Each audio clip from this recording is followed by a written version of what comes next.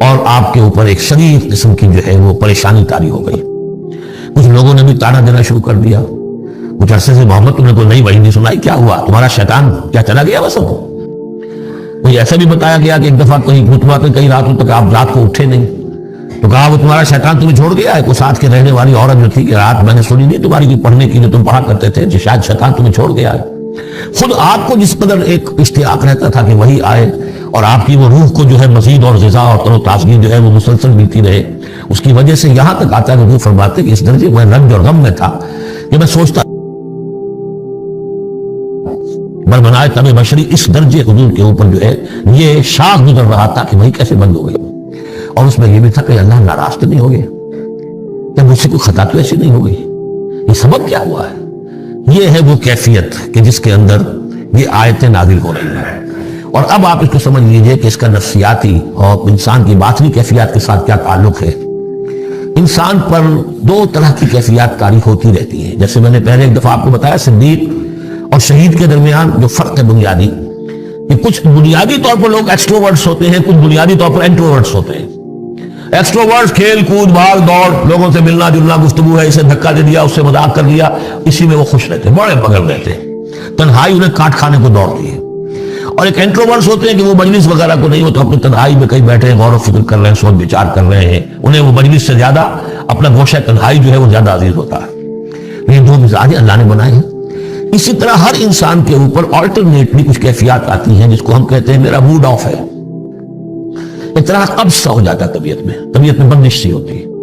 کسی وقت اسی شخص کے اندر پھر انشراح سا ہو جاتا ہے, پھر ہنسنے بولنے کو جی چاہتا ہے, گفتگو کرنے کو جی چاہتا ہے. تو یہ کیفیت جب انسان کی روحانی زندگی سے متعلق ہو جائے تو اس کو پھر صوفیہ نے نام دیا قبض اور بسط. کبھی طبیعت میں انشراح ہے, انبساط ہے, طبیعت جو ہے وہ آبادہ ہے, ہر چیز میں روشنی کا پہلو آدمی دیکھ رہا ہے. ہر چیز کے اندر آپ کو معلوم ہے ایک تاریک رخ بھی ہوتا ہے کسی معاملے کا, اور روشن رخ بھی ہوتا ہے. اس وقت انسان روشن رخ کو دیکھتا ہے. اور ایک وقت میں آتا ہے کہ طبیعت میں بندش سی لگ گئی ہے, جیسے اندر کوئی پکڑ لیا کسی نے. اب طبیعت جو ہے وہ بھی اپنے اندر وہ انقباض محسوس کر رہی ہے, اور پھر آدمی پیسیمسٹک ہو جاتا ہے, نا امید سا ہوتا ہے, پھر اسے ہر معاملے کا تاریک پہلو زیادہ نظر آنے لگتا ہے. تو یہ قبض اور بسط کی کیفیات ہیں. جب کبھی قبض کی کیفیت ہو, قاضی ثناء اللہ پانی پتی رحمۃ اللہ علیہ نے تفسیر مظہری میں لکھا ہے کہ قبض کی کیفیت میں اس صورت کا پڑھنا تریاق ہے. جس طرح حضور صلی اللہ علیہ وسلم کے لیے گویا کہ اس وقت میں وحی کا بند ہو جانا تھا, وہ گویا کہ ایک طرح کے انقباض اور قبض کی کیفیت پیدا ہوئی تھی. اس میں اب اللہ تعالیٰ فرما رہے ہیں والضحیٰ, قسم ہے دن کے دھوپ چڑھنے کے وقت کی, واللیل اذا سجا, اور قسم ہے رات کی جبکہ وہ چھا جائے یا ساکن ہو جائے. سجا کے دونوں معنی سکون. اب دیکھیے ان دونوں کو کیوں لائے؟ اس لیے کہ صبح ہے, حرکت ہے, برکت ہے, چلنا ہے, دوڑنا ہے, ہر شخص جا رہا ہے, ادھر جا رہا ہے, ادھر جا رہا ہے. رات کو سکون ہو گیا, تاریکی چھا گئی اور شور سنگامہ ختم ہو گیا. لیکن یہ رات اور دن دونوں ضروری ہیں انسان کے لیے. یہاں کا نظام چلانے کے لیے اگر رات ہی رات ہوتی تب بھی یہ دنیا نہ چلتی, اور دن ہی دن ہوتا تب بھی نہ چلتا. تو رات بھی ضروری ہے. اسی طریقے سے نفس انسانی کے لیے کبھی کبھی قبض کا وقفہ بھی ضروری ہے. آپ اسے یہ نہ سمجھیں کہ اللہ تعالیٰ ناراض ہو گیا, یہ بھی ہماری تربیت کا ایک سمجھیے کہ جز ہے. ما ودعک ربک وما قلی, آپ کے رب نے آپ کو رخصت نہیں کیا ہے, نہ ہی وہ آپ سے ناراض ہوا ہے. وَلَلْآخِرَةُ خَيْرٌ لَكَ مِنَ الْأُولَىٰ, اور اس کے بعد جو وقت آئے گا اس قبض کے بعد وہ پہلی سے بھی بہتر ہوگا. اور میں حیران ہوتا ہوں کہ کیسے غالب نے وہ بات کہی ہے کہ جو بالکل ترجمانی ہے اس کی, رکتی ہے میری تباہ تو ہوتی ہے رواں اور. یعنی یہ کہ جب میری طبیعت کے اوپر کبھی کبھی رکاوٹ سی آ جاتی ہے, اب شعر جو ہے اچھے نازل نہیں ہو رہے, لیکن جب وہ رکاوٹ سے میں نکلتا ہوں, اس قبض سے نکلتا ہوں, رکتی ہے میری تباہ تو ہوتی ہے رواں اور. اس لیے کہ اس قبض کے بعد جب مرحلہ آتا ہے انبساط کا اور انشراح کا, تو وہ ایک قدم آگے ہوتا ہے آدمی, اس پہلی کیفیت سے ایک درجہ جو ہے اس کا بڑھ چکا ہوتا ہے. وَلَلْآخِرَةُ خَيْرٌ لَكَ مِنَ الْأُولَىٰ, یقیناً پچھلی ہر گھڑی, ہر ساتھ اور ہر قبض کے بعد آنے والا انبساط آپ کے لیے پہلے سے اونچا درجہ لے کر آئے گا. وَلَسَوْفَ يُعْطِيكَ رَبُّكَ فَتَرْضَىٰ, ان قریب آپ کا رب آپ کو اتنا کچھ دے گا, اتنا کچھ دے گا, آپ کی محنتوں کے وہ نتائج سامنے آئیں گے کہ آپ راضی ہو جائیں گے. اب دیکھیے پچھلی صورت ختم ہوئی تھی وَلَسَوْفَ يَرْضَىٰ, یہاں ہے وَلَسَوْفَ يُعْطِيكَ رَبُّكَ فَتَرْضَىٰ. صرف ضمیر کا فرق ہے, کیونکہ صدیق پر وہی نہیں آتی, براہ راست خطاب نہیں کیا جا سکتا, وہاں وہ صیغہ جو ہے وہ غائب کا ہے, وَلَسَوْفَ يَرْضَىٰ. اور چونکہ نبی وہ ہے جس پر وہی آ رہی ہے، براہ راست مخاطب ہے، تو فَلَسَوْفَ يُعْطِيكَ رَبُّكَ فَتَرْضَىٰ، آپ کا رب اتنا کچھ دے گا کہ آپ راضی ہو جائیں گے۔ اب یہ کہ اسی قبض کی حالت میں پھر اللہ تعالیٰ اپنے احسان جتا رہا ہے، اور یہ بہترین ہے۔ کبھی طبیعت پر ڈپریشن ہو اس طرح کی اور قبض کی کیفیت ہو تو آدمی یاد کرے کس کس مرحلے پر اللہ نے میری دستگیری فرمائی، کن کن مراحل پر اللہ تعالیٰ نے مجھے مشکلات سے نکالا، اس سے وہ حوصلہ بڑھتا ہے۔ اور اس کو بھی سمجھیے کہ اسی انداز میں علم یجد کا یتیما فآویٰ، یہ سیرت النبی کے بڑے اہم حصے ہیں جو اس میں آ گئے ہیں۔ آپ کی پیدائش یتیمی میں، پوسٹیومس چائلڈ، باپ تو پہلے فوت ہو چکا ہے، 6 سال کی عمر میں والدہ گئی، 8 سال کی عمر میں دادا گئے، اور وہ یعنی جو آپ نے دیکھا ہے ابتدائی زمانہ زندگی کا، تو وہ یتیمی کا۔ علم یجد کا یتیما فآویٰ، کیا اس نے اے محمد آپ کو نہ پایا کہ آپ یتیم تھے، پھر پناہ دی، آپ کے لیے بندوبست کیا، دادا کے دل میں جو شفقت ڈالی، پھر اپنے تایا زبیر کے دل میں جو شفقت ڈالی۔ عبد المطلب کے بعد فوراً ابو طالب کا نام آتا ہے، حالانکہ یہ غلط ہے تاریخی اعتبار سے۔ عبد المطلب کے بعد کافی عرصے تک زبیر جو آپ کے تایا تھے وہ سرپرست تھے، پھر ان کے انتقال کے بعد ابو طالب کا معاملہ آیا، لیکن ان کو بیچ میں سے غائب کر دیا گیا ہے۔ بہرحال اللہ تعالیٰ جو بھی کسی کے دل میں ڈالتا ہے، آخر ابو طالب کے دل میں محبت ڈالی تو کس نے ڈالی؟ وہ ہم پڑھ چکے ہیں سورہ طٰہٰ میں، وَأَلْقَيْتُ عَلَيْكَ مَحَبَّةً مِّنِّي، حضرت موسیٰ علیہ السلام کی موہنی صورت کے اوپر اللہ تعالیٰ فرماتے ہیں ہم نے اپنی محبت کا پرتو ڈال دیا کہ تمہیں دیکھنے کے بعد وہ قتل کرنے کے ارادے سے باہر رہ گئے، ان کے ہاتھ شل ہو گئے، ایسی موہنی صورت اسے قتل کرنے۔ وَأَلْقَيْتُ عَلَيْكَ مَحَبَّةً مِّنِّي وَلِتُصْنَعَ عَلَىٰ عَيْنِي، یہ ہوا ہے۔ تو فرمایا علم یجدک یتیما فآویٰ ووجدک ضالا فہدیٰ، اور پھر جب آپ شعور کی پختگی کو پہنچے اور غور و فکر کا مرحلہ آیا، حقائق میں انسان کو سوچ بچار کا مرحلہ آیا، اور آپ کو دیکھا کہ آپ تلاش حقیقت میں سرگرداں ہیں، تو ہدایت دی۔ وہ آگے آ جائے گا، بہت قریب پہنچ گئے ہم، اقرأ بسم ربک الذی خلق، وہ مرحلہ جب آئے گا۔ ووجدک عائلا فاغنیٰ، اور پایا آپ کو تنگ دست تو غنی کر دیا۔ کس طرح سے راستہ پیدا کیا ہے خدیجہ الکبریٰ رضی اللہ تعالیٰ عنہا نے، جو بھی ان کے آپ کے محاسن دیکھے کتنی گرمیدہ ہوئی ہیں۔ بڑے بڑے سردار قریش کے جو ہے ان سے نکاح کے خواہش مند تھے، انہوں نے خود جو ہے اپنی لونی کے ذریعے سے پیغام دیا ہے حضور کو، تو یہ ساری چیزیں جو ہے ان کی ساری دولت جو ہے وہ پوری کی پوری انہوں نے لا کر حضور کے قدموں میں ڈال دی ہے۔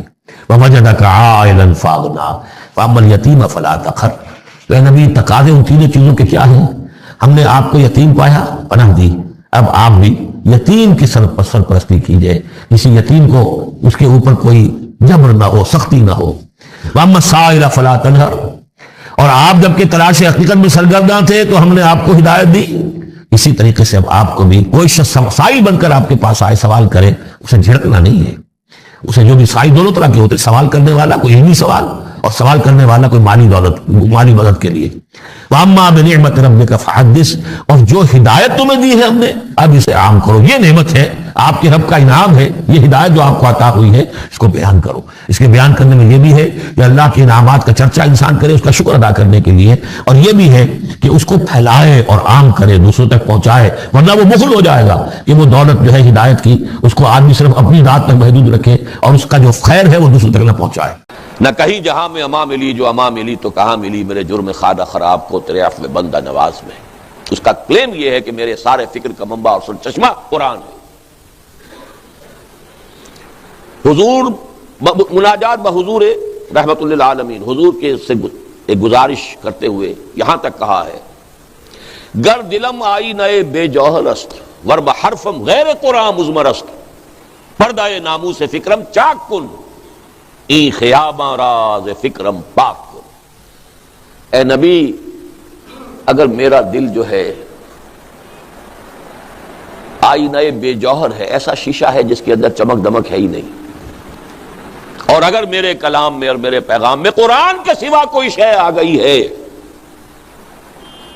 تو میرے فکر کے ناموس کا پردہ چاک کر دیجئے، گویا کہ میں پھر ایک کانٹا ہوں اس شاہراہ پر، اس گلشن میں، اس کو پاک کر دیجئے، اس کانٹے کو نکال کر پھینک دیجئے، یہاں تک کہ روز محشر خار و رسوا کن مرا، بے نصیب از بوسہ پا کن مرا۔ اگر ایسا ہے تو محشر میں، میدان حشر میں مجھے ذلیل و رسوا کیجئے گا اور اپنے قدم بوسی سے محروم کر دیجئے گا۔ رومی ثانی سب سے بڑا داعی قرآن اس صدی کا اقبال ہے. گر تمہیں خواہی مسلمان زیستن نیست ممکن جزب قرآن زیستن. اور یہ قرآن ہے کیا؟ کتاب زندہ قرآن حکیم حکمت او لا یزال است و قدیم. حرف اورا ریب نے، حرف اورا تیب نے، تعویل نے، آیت شرمندہ تعویل نے، جو بجا در رفت جہاں دیگر شود جہاں چو دیگر شد جہاں دیگر شود. مجھے تو کہیں نہیں ملا. 65واں سال مکمل ہو رہا میری عمر کا، مجھے کہیں اور عظمت قرآن کا یہ بیان نہیں ملا، کہیں نہیں ملا. اگرچہ داعی قرآن کی حیثیت سے اس صدی کے آغاز میں ابوالکلام آزاد کا نام بھی لیتا ہوں، اس میں کوئی شک نہیں. انہوں نے نثر کی کیفیت میں قرآن کی عظمت کا بھی بیان کیا ہے، لیکن اقبال کے آس پاس پہ نہیں پہنچے.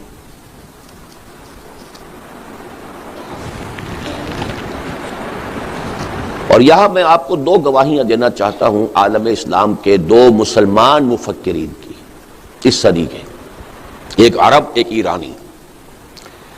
الجزائر کے ایک بہت بڑے مفکر، انہوں نے عربی میں کچھ لکھا ہی نہیں، فرانسیسی زبان میں ان کی کتابیں ہیں بے شمار. مالک ابن نبی، انہوں نے عجیب تجزیہ پیش کیا ہے. انہوں نے کہا ہے اپنی ایک کتاب میں کہ امت مسلمہ کا جو انٹلیکچوئل اور اسپرچول سینٹر آف گریوٹی ہے وہ اب منتقل ہو چکا ہے ساؤتھ ایشیا کو. اس ایک جملے کا پس منظر کیا ہے؟ دیکھیے، قرآن عرب میں نازل ہوا، حضور عرب میں تھے، وہاں سے ہی سارا بات جو ہے نکلی ہے. لیکن یہ ہے کہ جس کو کہتے ہیں علمی اور ثقافتی، وہ مرکز سب سے پہلے جو بنا ہے وہ بغداد کا علاقہ تھا دور بنو عباس میں. سائنس، فلسفہ، فکر، اسی زمانے میں تو آخر فقہیں مرتب ہوئی ہیں، اسی زمانے میں تفسیریں لکھی گئی ہیں، اسی زمانے میں احادیث جمع ہوئی ہیں. تو مذہبی، علمی اور ویسے فکری، ثقافتی اور روحانی. شیخ عبد القادر جیلانی کہاں کے تھے؟ یہ مرکز رہا ہے تقریباً 700 برس تک. بغداد مرکز اور وہ علاقہ جو ہے وہ گویا کہ علاقے کی حیثیت سے. پھر یہ سینٹر شفٹ ہوا ہے مغرب میں، اسپین اور یہ المغرب جسے کہتے ہیں، الجزائر، تونس، موراکو، موریتانیہ.